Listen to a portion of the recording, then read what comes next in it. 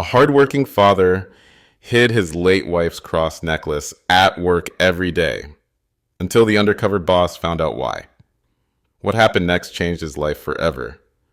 But before we continue, let us know in the comments where you're watching from. Subscribe to the channel because tomorrow at the same time, we'll bring you another powerful undercover story that reveals the hidden realities behind the institutions we trust. You won't want to miss it. Marcus had founded Horizon Group 15 years ago with nothing but a small loan and an unwavering vision.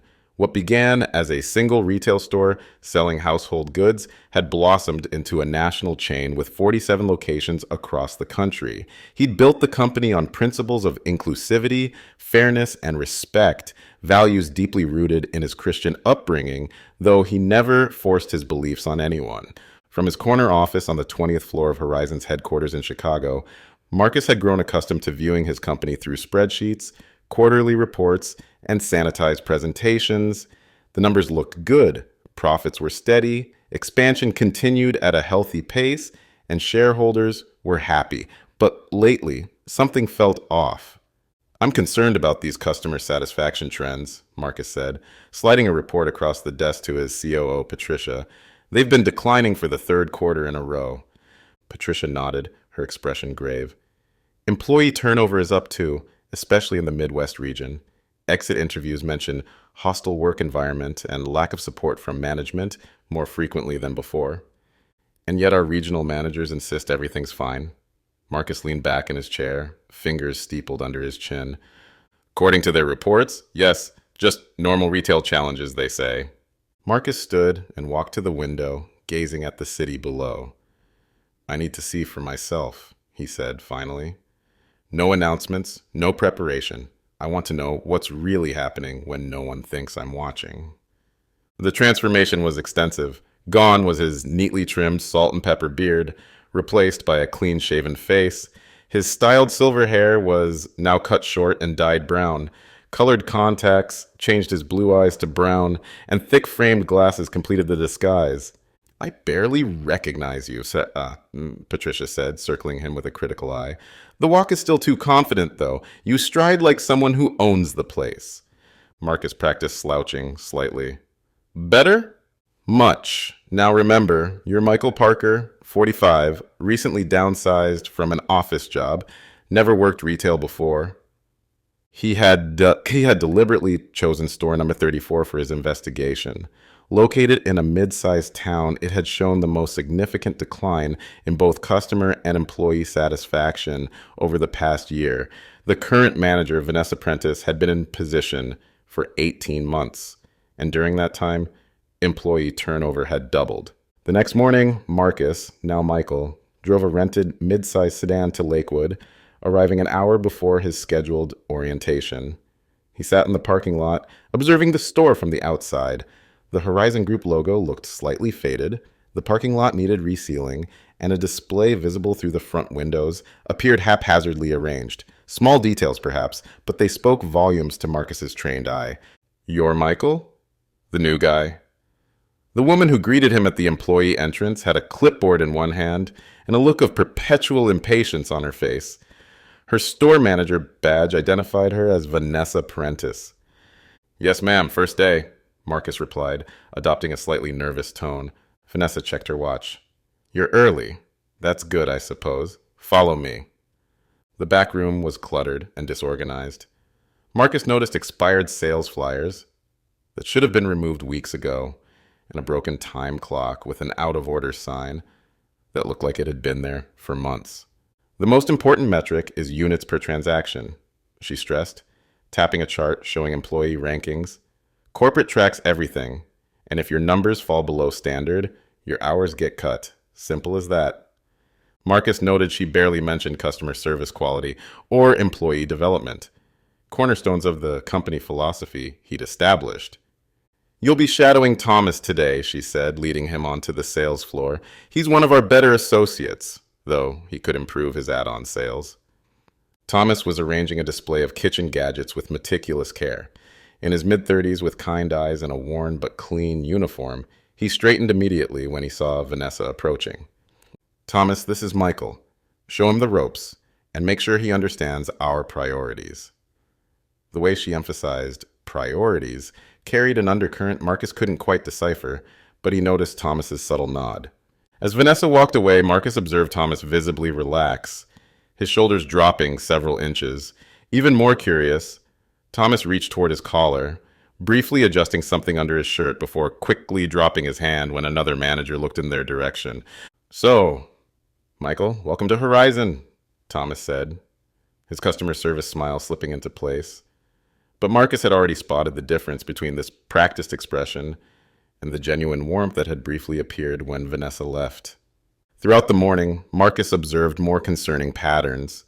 Employees rarely spoke to each other, except about work. Laughter was virtually non-existent, and everyone seemed to tense whenever Vanessa emerged from her office. He watched an older cashier named Diane receive a stern reprimand for chatting too long with a regular customer, despite the fact there was no line. "Speed is everything," Thomas explained quietly as they restocked shelves.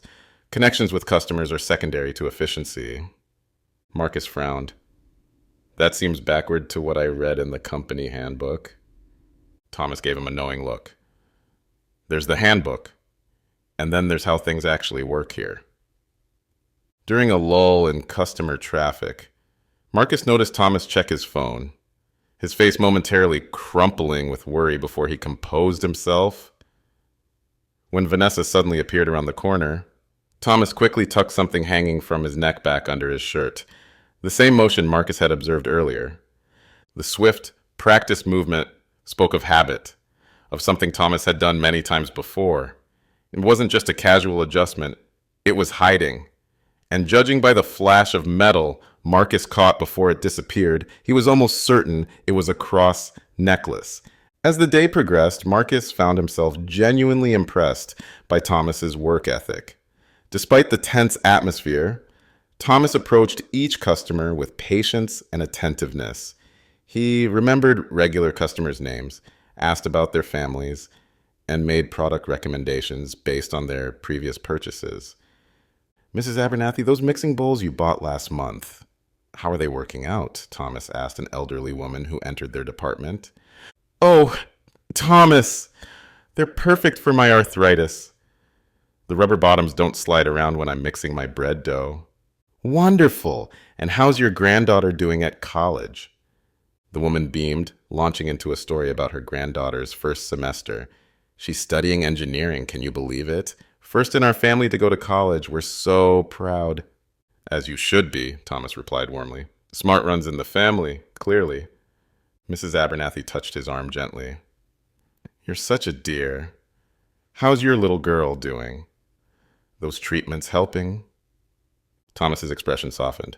"Some good days, some bad. We take it one day at a time." "Well, our prayer circle keeps her name at the top of the list, you know? That means the world to us, truly." Marcus noticed that despite the personal connection Thomas was fostering, exactly what the Horizon Group training manual encouraged, he kept glancing nervously toward Vanessa's office. When Mrs. Abernathy left, Marcus couldn't help commenting, "You're really good with the customers." Thomas smiled, a genuine expression that reached his eyes. "That's the best part of the job, getting to know people, helping them find what makes their lives a little better." "Been working here long?" "Almost 3 years," Thomas replied, his expression sobering slightly. "It was different when I started." Before Marcus could press further, Vanessa's voice crackled over the store radio. "Thomas, I need those end cap displays changed before lunch." "On it," Thomas responded, then whispered to Marcus, "That means immediately. Let's move." By lunchtime, Marcus had learned the basic floor operations and observed enough interactions to confirm his suspicions. This store's culture was nothing like the vision he had for Horizon Group. In the break room, he noticed Thomas check his phone again, this time with a small smile of relief. "Everything okay?" Marcus ventured. Thomas hesitated before answering. "My daughter, she's 7, has some health issues. My mother watches her while I'm at work, sends me updates." "You mentioned you have a daughter?" Marcus prompted, hoping to build connection. Thomas's expression softened immediately. "Lily, She's my whole world. He pulled out his phone, showing Marcus a photo of a smiling girl with her father's kind eyes. It's just the two of us since my wife passed 3 years ago. Cancer. I'm so sorry, Marcus said, genuinely moved. It's been tough, but we're making it. Thomas glanced around the empty break room before continuing in a lower voice. Lily has juvenile rheumatoid arthritis. The medical bills are, well, that's why this job is so important. The health insurance. As Thomas spoke, he absently reached for his collar again, a habitual motion that seemed to provide comfort. Marcus noticed a thin silver chain briefly visible before Thomas tucked it back under his shirt, his eyes darting toward the door as another employee entered. When Vanessa suddenly appeared in the doorway, Thomas stiffened, his hand flying to his neck to ensure whatever hung from the chain remained hidden. The store manager's eyes lingered on Thomas's collar for a moment, her expression darkening before she addressed them. Break's over in 2 minutes. The delivery truck arrived early, so I need you both on the floor. The afternoon brought a steady stream of customers. Around 3 o'clock, as they were unloading a cart of kitchen appliances, Thomas reached up to place a blender on a high shelf. The movement caused his uniform shirt to pull up slightly, and Marcus caught a clear glimpse of what hung from the silver chain, a simple silver cross pendant, the kind worn by millions of people as an expression of their Christian faith. Thomas quickly adjusted his collar, his eyes scanning the area to see if anyone else had noticed. When he caught Marcus watching, a flash of fear crossed his face. It's a nice cross, Marcus said quietly, keeping his voice casual while restocking coffee makers. My mother had one similar. Thomas froze momentarily, then continued arranging products, his movements suddenly mechanical. Thanks, he mumbled, clearly uncomfortable. I didn't mean to make you nervous, Marcus said. I just noticed you seem worried about people seeing it.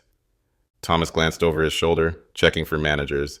It's not a big deal. I just prefer to keep personal things private at work. The response was practiced, rehearsed, and Marcus was certain it wasn't the truth. Before he could probe further, a customer approached with questions about food processors, ending their conversation. Later, as they reorganized the clearance section, Marcus deliberately broached the subject again.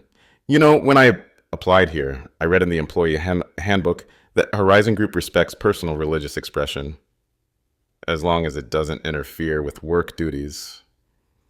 Thomas's hand stilled on the merchandise. That's what the handbook says, he replied, his voice barely audible.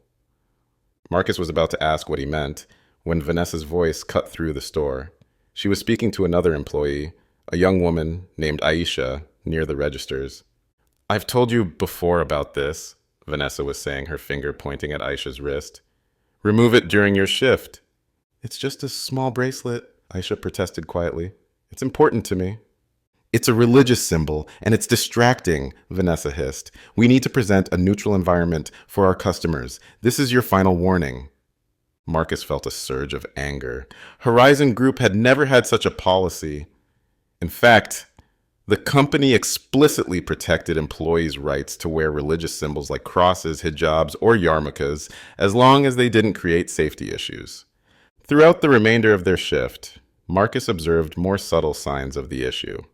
An employee removing a religious charm from her necklace before clocking in, another keeping his palms down when a customer commented on what looked like henna designs for a religious celebration, and a young man who quickly pocketed his yarmulke before Vanessa rounded the corner, and always Thomas, ensuring his cross remained hidden whenever management was nearby. As they clocked out at the end of the day, Thomas invited Marcus to grab coffee at a nearby diner. Once seated in a worn booth, Thomas finally opened up after Marcus gently pressed about the cross. This was my wife's, he said, pulling the necklace out and letting it rest against his shirt for the first time all day. His finger that traced the silver edges reverently. She wore it every day of our marriage. When she was dying, she put it in my hand and asked me to keep it close, to remember that faith would help us through even after she was gone. His voice cracked slightly. It's been my comfort, especially when Lily's condition flares up. And Vanessa doesn't allow it at work? Marcus prompted. Thomas's laugh was hollow. It started small. About a year ago, she began making comments about professional appearance and not making customers uncomfortable. Then she held a staff meeting about creating a neutral shopping environment. That's discrimination, Marcus said, unable to keep the edge from his voice. It's against company policy and federal law. Try proving it, Thomas replied. Everything's verbal, nothing in writing, and we all need our jobs too much to fight. What about reporting to HR? Thomas shook his head. Vanessa's cousin works in the regional office. Any complaints mysteriously disappear. He absently touched the cross again. Besides, it's not just me. Aisha wears a small bracelet with a verse from the Quran. David has a tiny Star of David necklace he now keeps in his pocket during shifts. Rachel can't wear her cross earrings anymore. The worst part is that it's spreading, Thomas continued. Vanessa's been promoted twice for her exceptional metrics. Other managers are starting to adopt her methods. I have friends at store number 28 who say their manager has started making similar suggestions.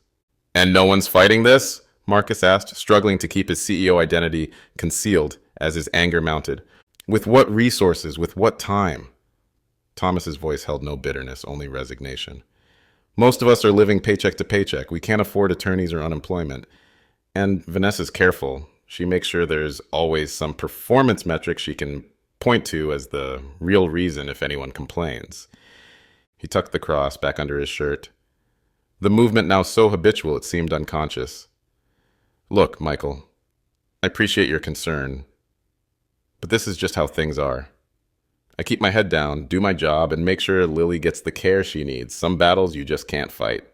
Marcus's second and third days at store in 34 confirmed everything Thomas had told him.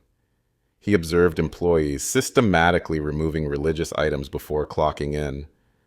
A tense atmosphere where everyone walked on eggshells around Vanessa, and workers like Thomas living in fear of losing the jobs they desperately needed. He strategically engaged with different employees, carefully building trust and gathering information. He learned from a department supervisor named Javier that the store had once been different. This place used to be like family, Javier explained during a quiet moment in the stockroom. The previous manager, Ellen, she understood that happy employees mean happy customers. We celebrated birthdays, supported each other through hard times. People weren't afraid to be themselves. What changed? Marcus asked. When Vanessa took over, the focus shifted entirely to metrics and appearance. She called it professional streamlining. At first, it was just dress code enforcement. Then it became about removing anything distracting to customers. And no one from corporate noticed? Javier's laugh was bitter. Corporate sees numbers, not people. Vanessa's first year looked great on paper. She cut costs, pushed sales metrics. By the time customer satisfaction started dropping, she'd already been promoted to senior manager. The breaking point came during Marcus's third day, when an elderly couple, Thomas, had been helping, mentioned they would pray for his daughter's health. Vanessa overheard and immediately pulled Thomas into her office for promoting religious conversation with customers. When Thomas emerged, his face was ashen. She's cutting my hours again, he told Marcus in the stockroom, his voice breaking. I didn't say a word about religion. The customer did. He pulled out the cross, clutching it in a white-knuckled grip. This was Sarah's. It's all Lily and I have left of her, and I have to hide it like it's something shameful. This ends today, Marcus said quietly. He approached Vanessa at the customer service desk. I need to speak with you, privately. Inside her office, Marcus closed the door firmly. I've spent 3 days observing how you run this store, and I've seen enough. Vanessa's eyebrows rose. Excuse me? You've been here 3 days and you think you can... I know you've been systematically discriminating against employees based on their religious beliefs, Marcus cut in. I know you've created an unofficial policy prohibiting religious symbols that directly contradicts company guidelines. I know you've used scheduling and hours as punishment for those who don't comply. That's ridiculous. I maintain professional standards, that's all. Is that what you call threatening Thomas's livelihood because an elderly customer mentioned church? Or cutting Aisha's hours after she wore a faith bracelet? You don't understand how retail works, Vanessa said, her voice hardening. Customers don't want to be confronted with employees' personal beliefs. They want a neutral shopping experience. That's interesting, Marcus replied, because Horizon Group's customer satisfaction surveys consistently show that what customers actually want is authentic engagement with staff who bring their whole selves to work. Who are you really? Some kind of corporate spy? Marcus held her gaze steadily. I'm Marcus Bennett. The color drained from Vanessa's face. What? Marcus Bennett, he repeated, reaching into his pocket and pulling out his company ID. Founder and CEO of Horizon Group.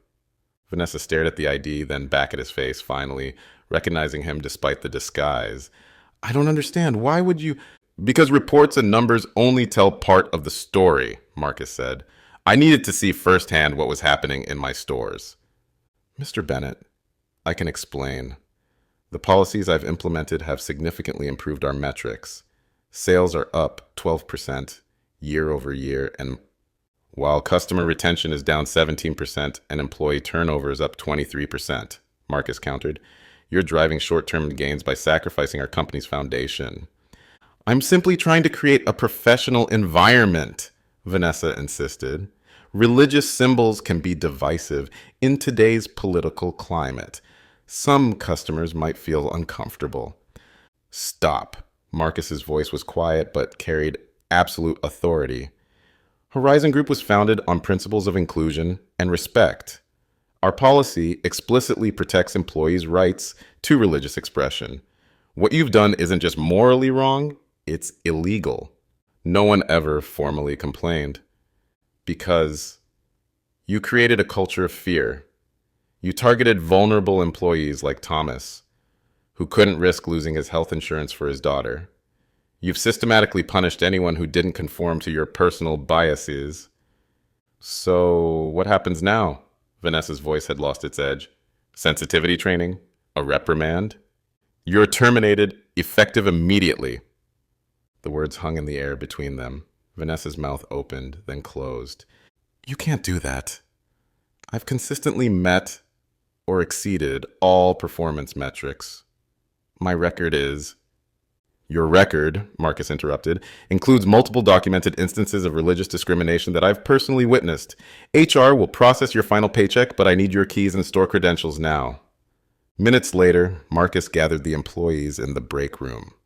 The space felt different already, charged with confusion, hope, and anxiety as the workers exchanged whispered questions about why Vanessa had been escorted out by security. First, I owe you an apology and an explanation, Marcus began, removing his glasses and running a hand through his dyed hair. My name is Marcus Bennett. I'm the founder and CEO of Horizon Group. A collective gasp rippled through the room. A cashier dropped her water bottle with a clatter. Thomas, standing at the back, stared at Marcus with wide-eyed disbelief. For the past 3 days, I've been working alongside you as Michael to understand firsthand what's happening in our stores. What I found was deeply troubling and completely counter to the values this company was built on. Marcus outlined immediate changes.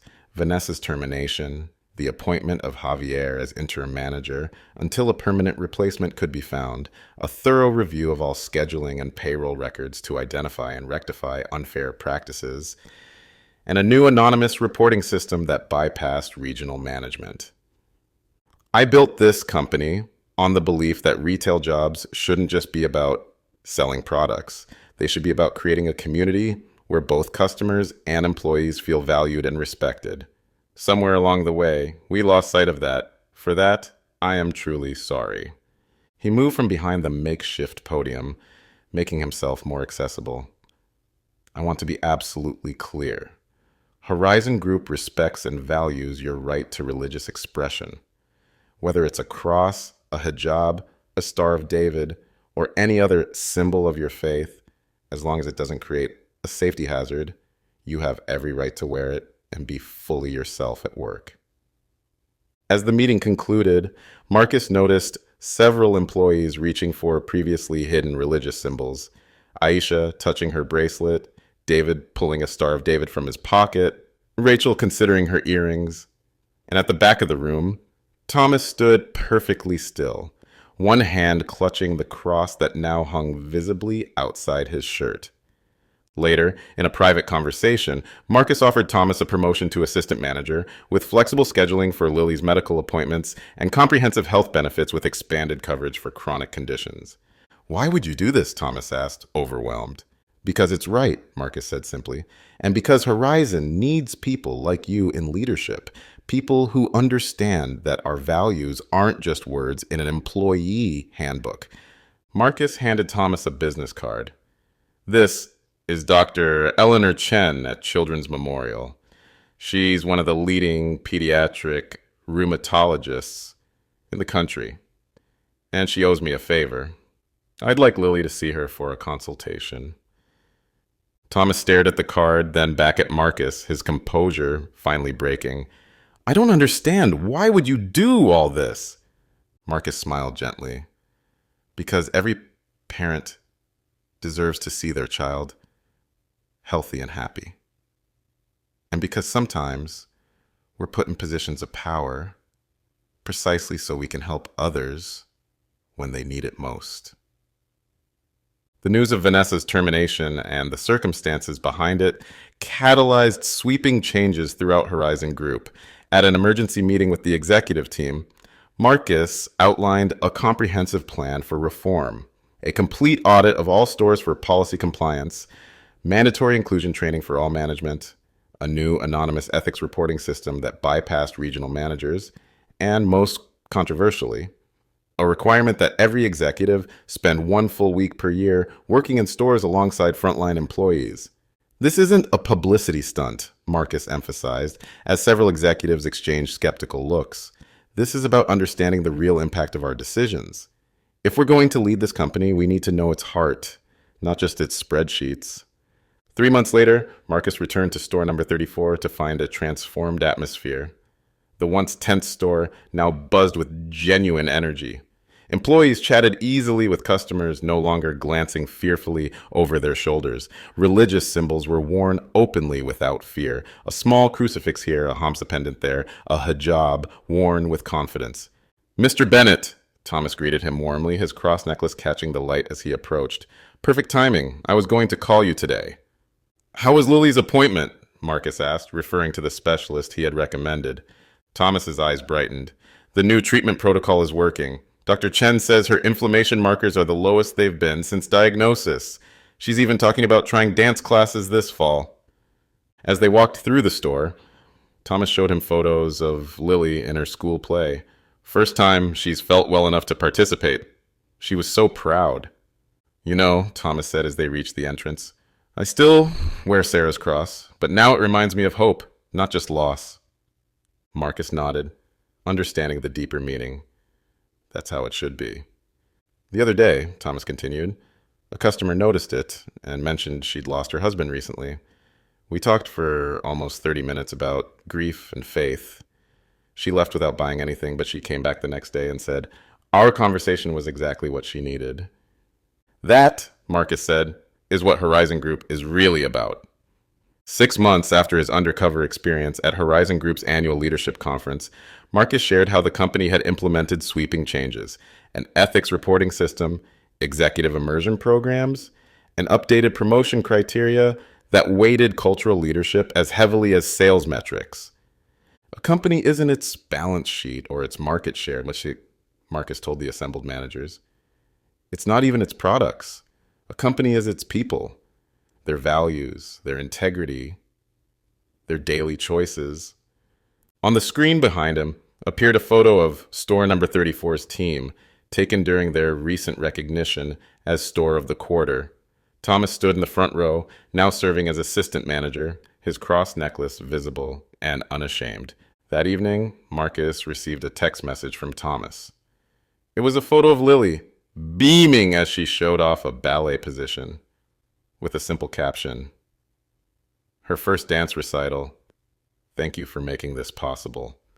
Marcus smiled, remembering the frightened employee who had hidden his cross necklace just 6 months ago. Sometimes, the most profound business lessons came from the most unexpected places. So what would you have done in Thomas's position? Would you have hidden an important symbol of your faith to protect your livelihood, especially with a child depending on you? Or would you have taken a stand earlier, regardless of the consequences? True inclusion isn't just about policies written in handbooks. It's about creating environments where people feel safe bringing their whole selves to work, where religious expressions and personal identities are respected rather than suppressed. If you've been touched by this story, please hit the like button and share your thoughts in the comments below. Have you ever experienced or witnessed discrimination in your workplace?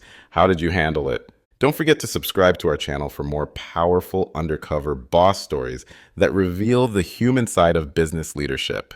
Hit that bell icon to be notified whenever we upload a new video, and check out our other videos appearing on your screen right now.